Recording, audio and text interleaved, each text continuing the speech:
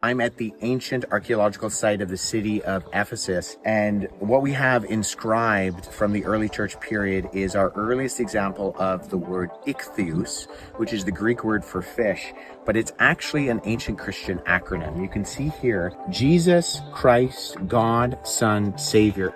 This is really close, but it's not quite right. Let's unpack the meaning behind one of the most ancient Christian symbols, the fish.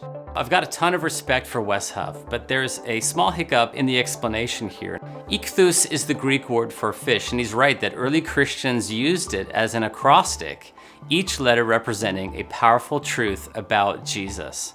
Jesus, that's Jesus, the Greek form of Yeshua, the same as Joshua. Christos, Christ. Not a last name, it's actually Greek for Messiah. Theou, we'll come back to this. Ouios, Son. Soter, Savior.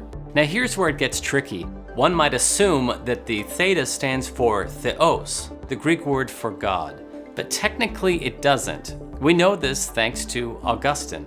If you join the initial letters of these 5 Greek words, Jesus, Christos, Theou, Ouios, Soter, they will make the word icthύs, that is, fish. Augustine is saying it's theou, which is genitive.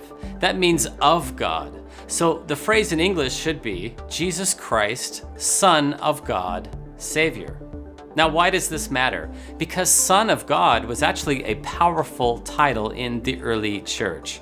For one, it was a counterclaim to Caesar, who was often called the son of the divine on coins. But more importantly, it draws directly from a messianic prophecy.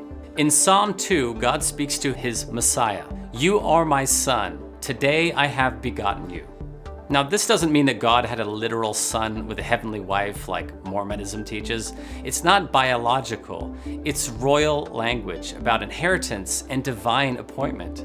God is calling his chosen king son because he's giving him the nations as his inheritance. So in the New Testament, Son of God becomes synonymous with Messiah. That's why in Matthew 26:63, the high priest asks Jesus directly, "Are you the Messiah, the Son of God?"